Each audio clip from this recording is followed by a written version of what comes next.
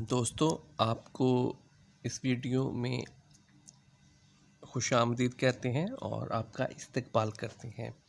اس video کا پہلا سوال ہے، ایسی تحریر کو کیا کہتے ہیں جس میں مصنف اپنے حالات زندگی قلم بند کرے؟ تو اسے کہتے ہیں آپ بیتی۔ سوال نمبر 2، ایسی تصنیف کیا کہلاتی ہے جس میں مصنف کسی دوسرے کے حالات زندگی بیان کرے؟ اس کو کہتے ہیں سوانح عمری۔ سوال نمبر 3، کسی جلسے، مجلس یا محفل کا آنکھوں دیکھا حال کیا کہلاتا ہے؟ روداد۔ سوال نمبر 4، ایسی تحریر جس میں زندگی کے کسی ایک پہلو یا واقعے کو اجاگر کیا جائے کیا کہلاتی ہے؟ وہ کہلاتا ہے افسانہ۔ سوال نمبر 5، توارد کسے کہتے ہیں؟ توارد مصروں کی چوری کو توارد کہتے ہیں۔ شاعری کو کتنے ادوار میں تقسیم کیا جاتا ہے؟ 5 ادوار میں۔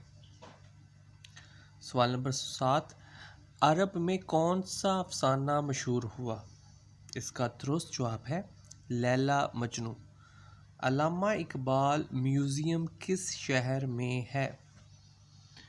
تو اس کا جواب ہے لاہور۔ زبور عجم کس کی تصنیف ہے؟ اس کا جواب ہے علامہ اقبال۔ دیوان زادہ کس شاعر کی یادگار ہے؟ اس کا جواب ہے حاتم۔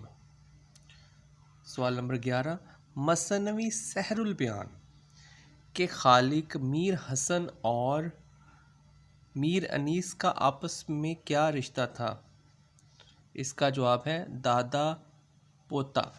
آپ نے مجھے اب کامنٹ میں بتانا ہے کہ میر حسن اور میر انیس میں سے دادا کون تھا اور پوتا کون تھا؟ بہت آسان سوال ہے۔ اگلا سوال، عصمت چغتائی کی وفات پر کس نے لیڈی چنگیز کے نام سے خاکہ لکھا؟ اس کا درست جواب ہے قرۃ العین حیدر۔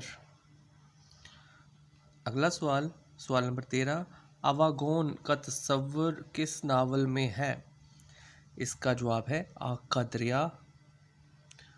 سوال نمبر 14، شمس الرحمن فروقی کے ناول کئی چاند تھے سر آسماں کی مرکزی کردار وزیر خانم کس شاعر کی والدہ تھیں؟ اس کا جواب ہے داغ۔ اس ویڈیو میں اتنا ہی۔ مزید ویڈیوز دیکھنے اور سننے کے لیے اس چینل کو سبسکرائب کریں۔ Thank you.